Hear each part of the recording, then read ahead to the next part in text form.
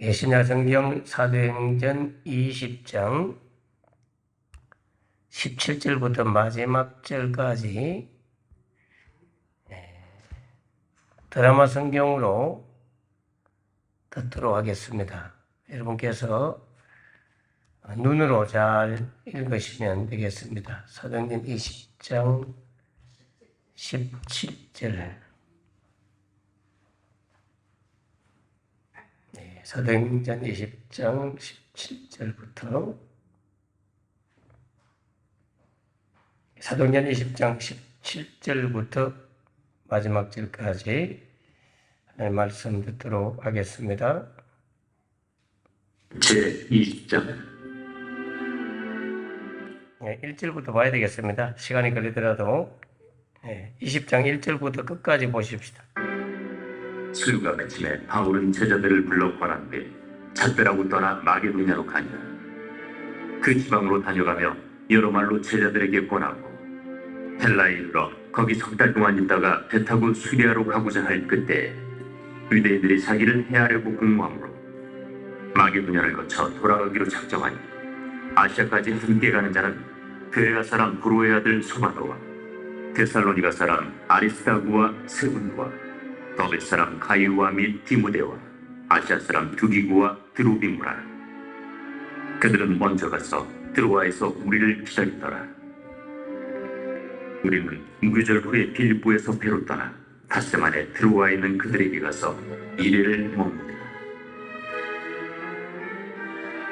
그 주간의 첫날에 우리가 떡을 때려 하여 모였더니 바울이 이튿날 떠나고자 하여 그들에게 강론하였으니 말을 밤중까지 계속하며 우리가 모인 윈다락에 등불을 많이 켰는데 유두부라 하는 청년이 창에 걸터 앉아있다가 깊이 졸다니 바울이 강론하기를 더 오래 하며 졸음을 이기지 못하여 3층에서 떨어지거나 일으켜보니 죽었던지라. 바울이 내려가서 그 위에 엎드려 그 몸을 안고 말하되 떠들지 말라. 생명이 그에게 있다 하고 올라가 떡을 떼어 먹고 오랫동안 곧 날이 새기까지 이야기하고 떠나니라. 사람들이 살아난 청년을 데리고 가서 적지 않게 위로를 받았더라.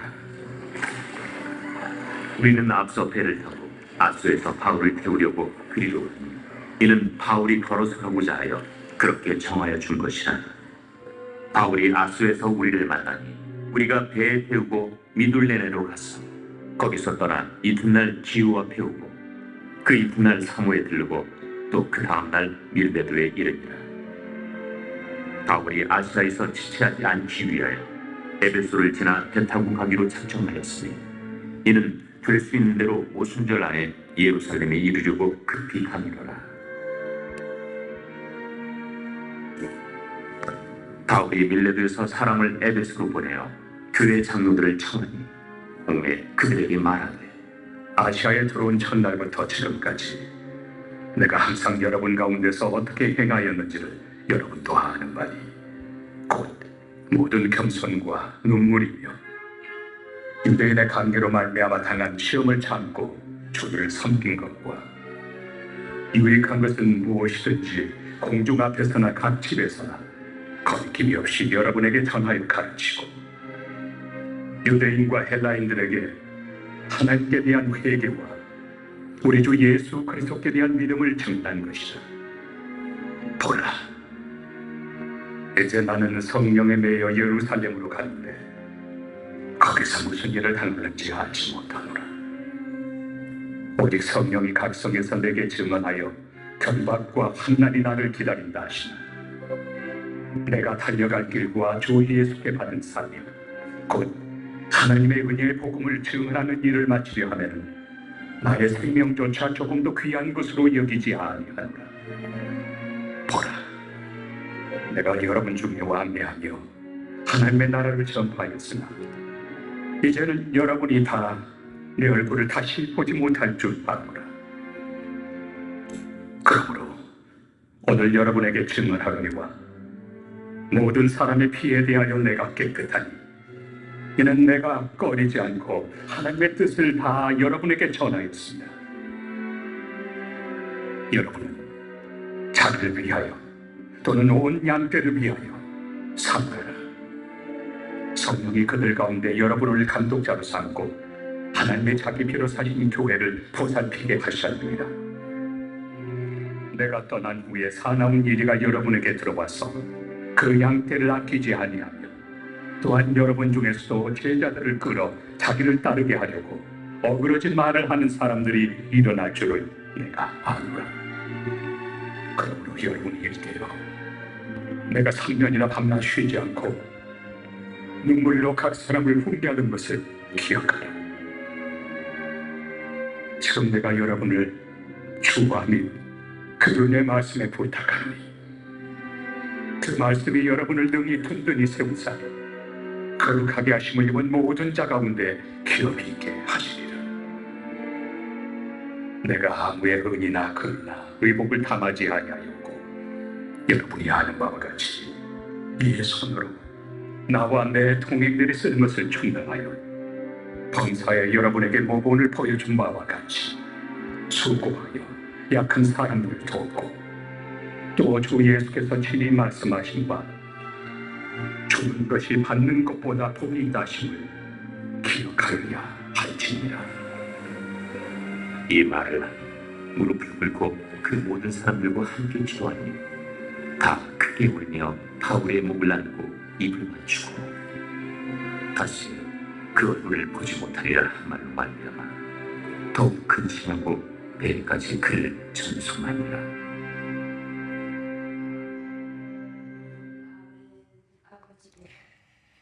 네.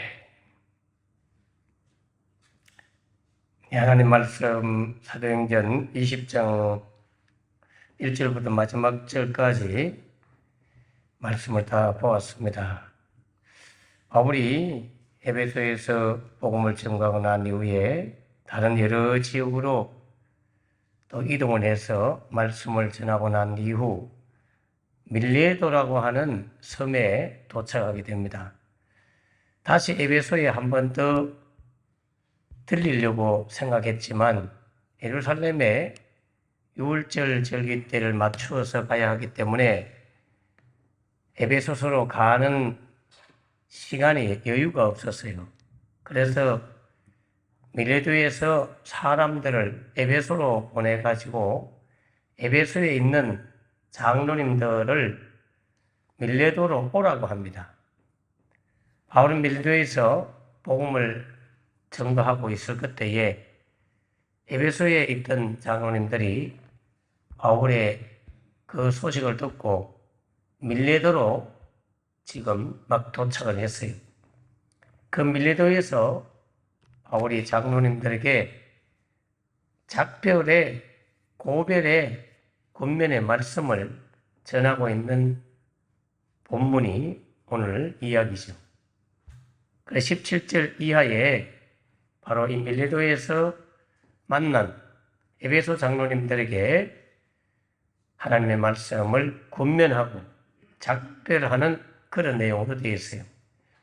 에베소에서 밀레도까지는 한 50km 정도 떨어져 있기 때문에 해변가로 걸어서 그렇게 돌아서 오면 또 배를 타고 오거나 이렇게 하면 도보로 올 것이냐, 말을 탈 것이냐, 또 배를 또 탈 것이냐, 뭐 이런 거에 따라 시간이 좀 다르겠지만 한 이틀에서 3일 정도 걸리는 거리였다. 그래 보시면 돼요.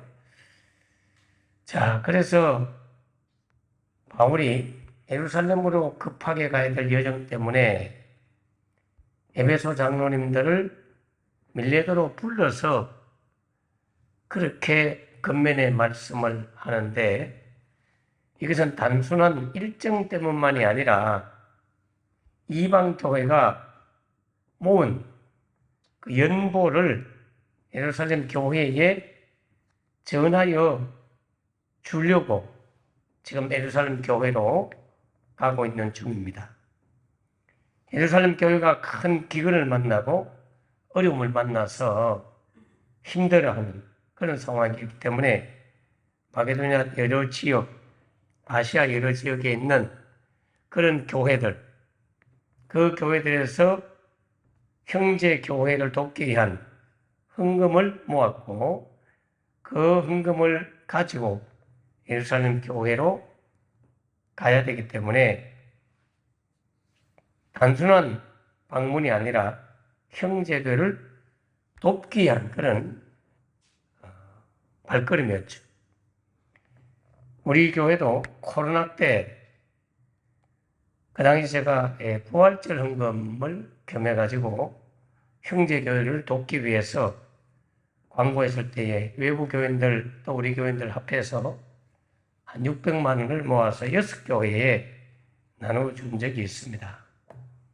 물론 우리 교회 성도들만 헌금한 것이 아니라 제 설교를 들은 주변에 믿음의 더 저를 돕는 형제 자매들이 함께 후원금을 모아가지고 전기세를 내지 못하는 어려운 교회, 그리고 암으로 투명하고 있는 목사님 2분 가정, 이렇게 해서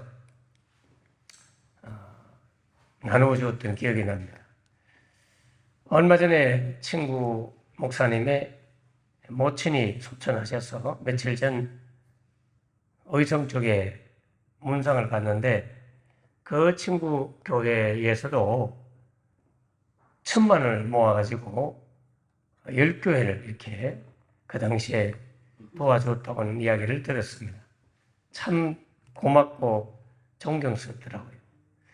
사도 바울도 본인이 선교를 다니면서 너무너무 힘들었고 본인은 그야말로 오늘 본문 뒷부분에 보면 친히 천막 제조업을 하면서 자기 손으로 수고하여 수익을 창출해가지고 자비랑 선교를 하면서 후원금을 모아가지고 예루살렘 교회를 돕는 그런 여정을 지금 행하고 있다. 그래 보시면 됩니다. 그런 가운데 바울이 이 장로님들에게 몇 가지의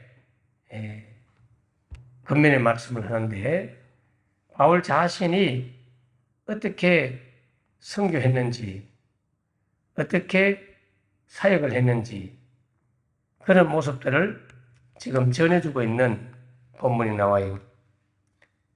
특별히 가장 먼저 했던 것은 바울 자신이 사역할 때 눈물과 겸손함으로 성도들을 섬겼다고 하는 19절의 말씀을 잘 보시면 바울의 성도를 섬기는 태도와 자세를 우리가 볼 수가 있습니다. 그가 성도들을 섬길 때에 그저 섬기지 아니하고 성도들로 인하여 눈물을 쏟으면서 겸손함으로 그렇게 힘들게 사역을 감당하는 그런 모습이 본문에 기록되어 있습니다. 이 겸손함의 사역, 굉장히 중요한 사역이죠. 이 겸손함은 남을 나보다 낮게 여기는 그런 태도를 의미해요. 우리는 항상 자신이 잘난 맛에 살고 있지만 하나님은 언제나 남이 나보다 더 잘났다고 생각해야 된다. 그게 예수님의 모습이었다. 예수님은 나는 겸손하고 온유하니 내게 와서 내 멍에를 메고 배우라고. 그래야 마음에 쉼을 얻는다. 그렇게 설명을 해요. 이런 마음에 불편하고 쉼을 얻지 못하고 늘 신경이 쓰이고 예민하고 그런 이유는 겸손하지 못한 사람은 피곤해요. 본인 마음이 피곤하다고. 어차피 남을 섬기기로 작정하고 마음에 겸손함을 품으면 힘들 게 없어요. 자존심을 내세울 게 없다고요. 그렇잖아요? 누가 뭘 요구해도 기꺼이 그래 즐거운 마음으로 그렇게 하게 돼요. 겸손한 신자는. 또 눈물과 사랑으로 섬기는 그런 신자들은 누군가 무슨 부탁을 해도 그게 짜증이 나거나 자존심 상하거나 네가 뭔데 나를 이렇게 부려먹냐? 이런 생각이 들지 않아요. 그러니까 마음에 피곤함이 없죠. 안 피곤하다 이 말이죠. 그런데 자존심이 강하고 자기가 잘났다고 생각하면 마음이 불편해. 그래서 마음에 쉼이 없어.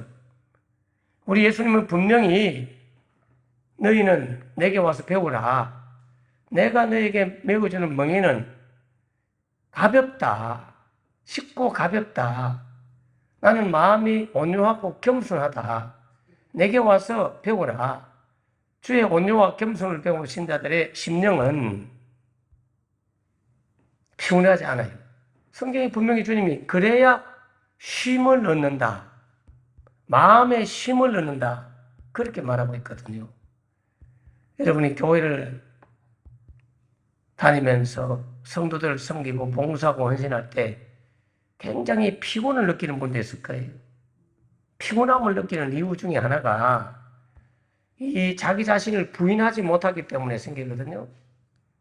나를 부인하고 나를 내려놓으면 마음이 편안해요. 불편함이 없어요. 이게 겸손이란 단어 안에 있어요. 남을 나보다 낮게 여기고 남의 말을 더 가치 있게 존중하고 그런 모습이죠. 사도행전 20장 29절에 모든 겸손과 눈물이며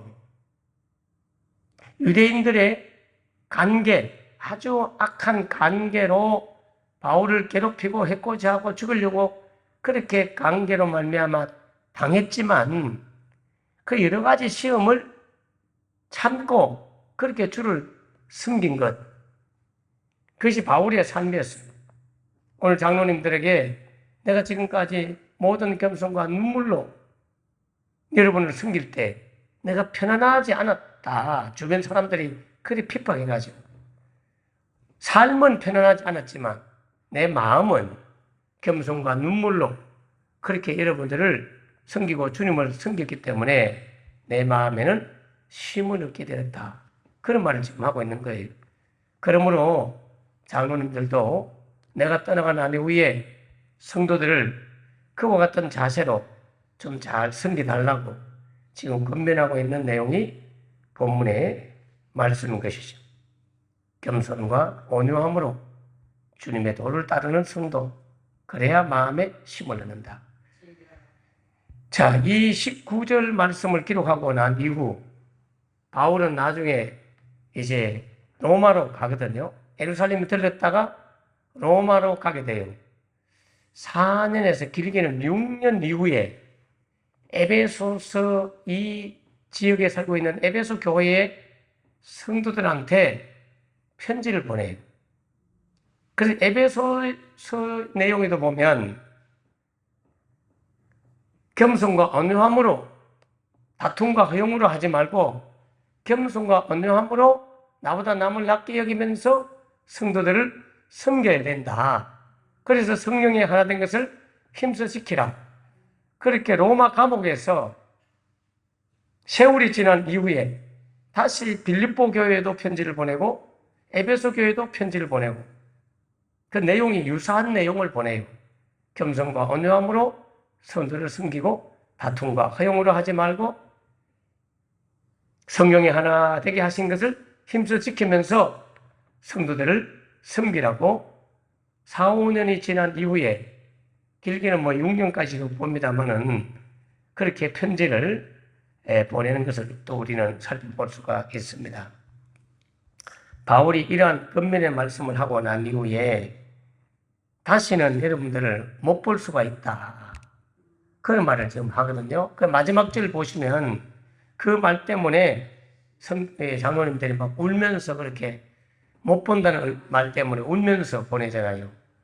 실제로 다시 이 에베소에 들리지 못하고 바울은 로마에서 AD 70년경에 이 편지를 쓰고 난 이후에 조금 더 세월이 흘렀어요. 한 6년 내에서 더 한 2년인가 더 지나가지고 AD 70년경에 이 사도행전 20장을 기록할 때는 AD 한 59년이라면 에베소서를 쓸 때는 64, 5년, 65년 정도 됐고 그 이후에 70년경에 돌아가시기 때문에 59에서 70년 하면 한 10년 정도 지났겠네요.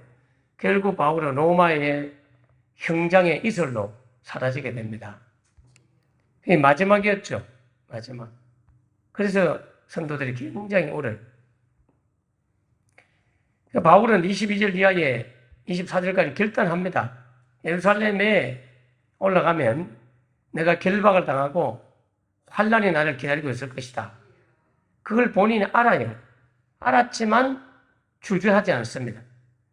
자기의 미래가 예루살렘에 가면 분명히 본인이 결박당하고 환란이 있을 것을 분위기를 봐도 알고 영적으로도 알고 자신의 미래는 결코 행복이 아니었어요.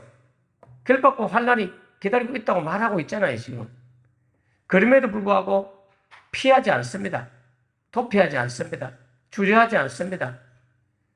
그렇게 말하고는 나의 달려갈 길과 주 예수께 받은 사명, 곧 하나님의 은혜의 복음을 증언하는 일에 생명을 조금도 귀하게 여기지 않겠다.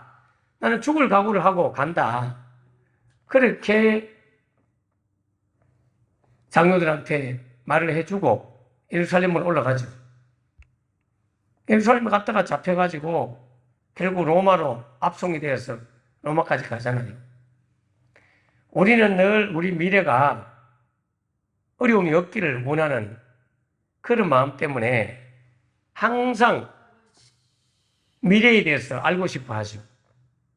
미래에 대해서 알고 싶어 하는 이유는 그 미래의 어려움을 미리 막고 싶어 가지고 그래서 미래에 대해서 알고 싶은 호기심이 많아요.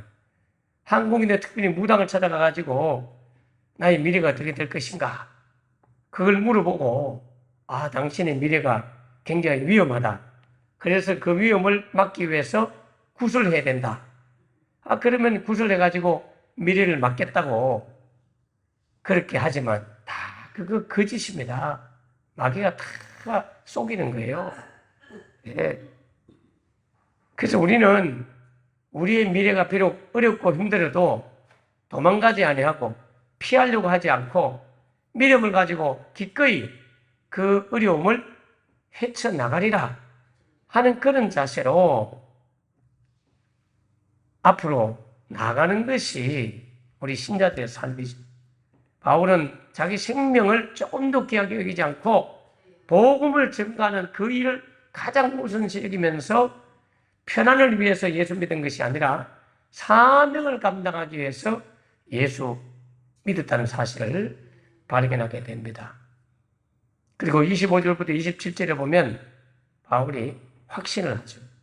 이제 다시는 성도들이 자신의 얼굴을 보지 못할 줄을 나는 안다. 자신 죽을 걸 확신해요. 그래서 나는 모든 사람의 피에 대하여 깨끗하다. 책임이 없다 이 말이에요. 이는 하나님의 뜻을 다 전했기 때문이다. 이게 아주 중요해요. 다른 사람들의 피에 대해서 여러분 우리는 책임이 있습니다. 믿지 않는 자에 대한 부담감을 가져야 되고 그들에게 복음을 전할 책임이 있어요. 믿든지 안 믿든지 듣든지 안 듣든지 상관없이 그들이 죽어서 심판받을 수밖에 없는 그 인생들의 피, 이 피는 목숨, 생명을 의미하잖아요. 레위기서에 보면 피는 곧 생명이라.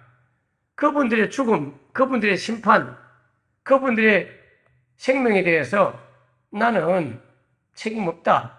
깨끗하다는 말은 내 할 도리를 다 했다 이거예요. 하나님의 뜻을 다 전했기 때문에 나에게는 더 이상 책임이 없다.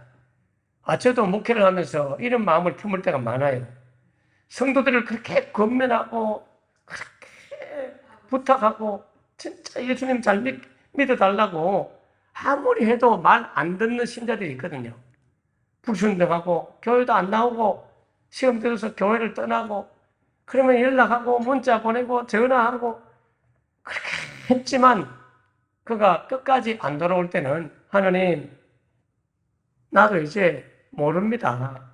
저 분명히 이분한테 하나님을 이렇게 믿으면 안 된다고 전해주었고, 알려주었고, 예수 믿으라고 건면했고, 그러므로 그가 심판을 받을 때에 그의 죽음에 대해서, 피해에 대해서, 심판에 대해서 저 깨끗합니다. 저 책임 없어요, 아버지. 그러니까 나보고 뭐라 하지 마세요. 이런 마음이 생길 때가 많아요. 그런 각오로 제가 말씀을 전해요. 그러니까 여러분들이 알아서 따라오셔야 돼요. 이렇게 새벽마다 말씀을 전해가지고 녹음을 해서 보내주고 해도요, 안 되는 분은 제가 어떻게 해요? 제가 뭐 경찰관도 아니고 강제로 뭐 할 수 있는 것도 아니고 어떻게 할 수가 없어요. 근데 나중에 그분들이 하나님 앞에 갔을 때 엄청난 어려움을 당하면 저를 원망할지 몰라요. 하나님, 내 양머리 교회 다니는데 노 목사님한테 배웠는데 저한테 가르쳐 준 적이 없어요. 나 들은 적이 없어요. 그렇게 말할 때 주님께서 유튜브에 저장되어 있는 어느 날 설교를 딱 들려주면서 자, 여기서 분명히 말했지. 들으라고 링크까지 해서 카톡으로 다 보내주었지. 그런데 네가 안 들었잖아. 나는 하나님이 미안하지만 그렇게 나를 변론해주면 좋겠어요. 저를 변론해주면 좋겠어요. 또 여러분들은 그런 꾸중드는 일이 없으면 좋겠어요. 그러니까 바울도 오늘 분명히 말해요. 내가 목숨을 걸고 복음을 증거했기 때문에 이 사람들의 피해에 대해서, 이 사람들의 죽음에 대해서, 이 사람들의 심판에 대해서 나는 깨끗하다. 내 할 도리 다 했다. 지금 그런 고백을 하고 있습니다. 이거는 목회자뿐이 아니라 여러분도 마찬가지예요. 여러분이 알고 있는 가족들, 친지들, 친구들, 주변의 이웃들, 그들에게 복음을 전해야 돼요. 그래야 그들의 죽음에 대해서 여러분이 깨끗해요.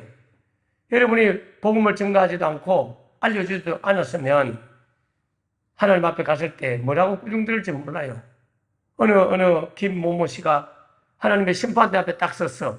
너는 왜 나를 믿지 않고 그렇게 불신 생활을 하고 우상 숨기고 왜 그래 살다 왔느냐 물으니까 아유 하나님 나에게 아무도 예수님 믿어서 이야기해 준 사람이 없어요.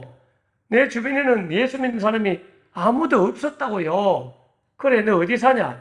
예 달숭원 나사업 서재로 몇 번지에 산다. 그래 그 너 옆집에 그 김집사 안 있나? 옆집에 그 무슨 박건사 안 있나? 그래요. 그분 예수 믿어요. 교회 다녀요. 그분이 나한테 한마디도 말 안 했는데요. 그래? 김집사, 김건사 다 이리 와봐라. 너 왜 말 안 했냐? 이렇게 해서 하나님 우리한테 책임을 물을 수 있다. 바울이 지금 그 말 하는 거예요. 나는 모든 사람의 피에 대하여 깨끗하다. 내가 아는 사람, 내가 만나는 모든 사람에게는 무조건 나는 예수님을 전했다. 그가 안 믿은 거다. 나에게는 책임이 없다. 지금 이 고백을 하고 있는 거예요. 그러니까 여러분 주변에 알고 있는 사람들, 그 사람들이 알고 있는 기독교인은 유일하게 여러분일 수도 있어요. 요행이 그분이 여러분도 교인인 줄 알고 그분의 친구가 또 교인도 있고 가족도 교인이 있다면 여러 사람이 다 책임을 져야 되겠죠. 그러면 조금 벌을 덜 받겠지만 오직 나만이 안다면 이 사람이 나만이 기독교인이라고 안다면 제가 이 주변에 운동을 이래 뭐 하는 게 있었어요. 그 운동하는 일에 저를 가르쳐 주는 그 선생님이 40대 젊은 주부인데 여자분이에요. 운동을 가르쳐 주는 분이. 그래서 제가 이제 막 인물도 좋고 몸매도 날씬하고 하여튼 뭐 성격도 좋고 제가 봐서는 아주 마음에 들어요. 그래서 사모님하고 저하고 둘이 가가지고 그분한테 복음을 전해야 될 거 아니야. 그걸 물어보니까 자기 부모님은 교회를 다니고 자기는 모태신앙인데 지금 결혼하고 교회를 안 다니는데 자식이 3명 있다 그랬나? 그래서 제가 그러면 우리 식사 한번 내가 대접하겠다고. 그래서 식당에 모시고 가서 어느 날 1시간 반, 2시간 가까이를 이야기를 쫙 했어요. 간정도 하고 여러 가지 이야기하고 그러니까 제 마음에 다시 뭔가 이렇게 설렘을 찔림을 받고 마음에 다시 뭔가 살아나는 걸 느낀다고. 아직 뭐 교회를 나가지는 않을지라도, 예, 제가 만나면 한 번씩, 아이고, 목사님 잘생겼어요. 이런 말 하거든요. 그러면 잘생겼으면 우리 교회 한번 와요. 이러면서 같이 농담하면서 복음을 전하거든요. 무조건 전해야 되지. 그분하고 계속 매주마다 한 번씩 만나는데 아무 말 안 하고 오면 하나님은 나한테 책임을 물 수 있단 말이에요. 나는 선생님한테 분명히 이야기했습니다. 예수님 이야기했고, 예수님이라고 이야기했고, 나한테 나중에 원망하지 마세요. 제가 그 말이에요. 바울이 지금 그 말 하는 거예요. 예, 우리는 어찌하든지 주어진 모든 사람들한테 때를 얻든지 못 얻든지 복음을 꼭 전할 수 있으면 좋겠다. 예, 그리고 우리의 진정한 보물은 우리 예수님이잖아요. 가장 귀한 분이 예수님이잖아요. 이 보물을 주민인들한테 열심히 전해서 생명을 조금 더 귀하게 여기지 아니하고 목숨 걸고 증거했던 바울의 이 모습을 우리가 다 본받을 수 없지만 성령님이 내 안에서 나를 주장하고 나에게 막 역사하면 복음을 전하지 않고는 견딜 수 없는 마음을 허락하기 때문에 오늘 성령님께 도움을 구하십시오. 주님 내 마음에 오셔서 나를 다스려 주시고 내 마음에 복음을 전하지 아니하면 견딜 수 없는 마음을 주세요 하는 기도를 올리시기 바랍니다. 기도하겠습니다. 하나님 아버지 감사합니다. 사도 바울은 복음을 전할 때에 늘 겸손과 온유함으로 눈물과 기도로 그렇게 성도들을 섬겼습니다. 성도들을 위하여 흘린 그 눈물, 또 어떨 때는 여러 가지 마음고생을 해도 겸손함으로 그들을 나보다 낮게 여기고 귀하게 여기면서 천하보다 귀한 한 사람의 영혼이라고 그렇게 귀하게 여기면서 성도들을 섬겼습니다. 겸손함으로 섬기는 것은 다른 사람의 영혼을 귀하게 여기는 태도입니다. 이 마음으로 우리 성도들을 섬기게 하여 주시옵소서. 예수님께서도 분명히 나는 마음이 온유하고 겸손하니 내게 와서 배우라. 내 멍에를 메고 배우라. 그래야면 너희 마음에 쉼을 얻을 것이다. 우리 마음에 피곤을 느끼지 아니하고 자존심 때문에 힘들어하지도 아니하고 마음에 평안을 얻고 쉼을 얻으려고 하면 나는 죽고 내 안에 예수님이 살고 나는 나보다 부족하고 남이 나보다 더 귀하고 소중하다는 마음을 가지고 겸손하게 섬기면 피곤함이 없습니다. 자존심 내세울 것도 없습니다. 성질 날 것도 없습니다. 영혼을 귀하게 여기고 섬기는 겸손한 태도를 허락하여 주시옵소서. 바울이 또한 자기 생명을 조금 더 귀하게 여기지 아니하고 모든 사람에게 복음을 전하면서 그 사람의 심판과 그 사람의 피에 대하여 나는 할 일을 다 했고 하나님의 뜻을 다 전했기 때문에 나는 그들의 피에 대해서 깨끗하다고 그렇게 고백하고 있습니다. 우리도 이런 자세로 모든 이들에게 때를 얻든지 못 얻든지 복음을 전하게 하여 주옵소서. 바울은 또한 자신이 예루살렘에 올라가면 큰 환난을 당하고 결박당하고 죽을지도 모른다는 사실을 알고 있었습니다마는 주저하지 아니하고 기꺼이 복음 들고 나아갔습니다. 바울이 예수님 믿은 이유, 바울이 복음을 전한 목적은 자신의 편안한 삶을 위해서가 아니라 자신의 생명을 조금 더 귀한 것으로 여기지 아니하고 타인의 생명을 구원하기 위해서 애쓰는 이 사명을 위해서 살았던 모습을 보게 됩니다.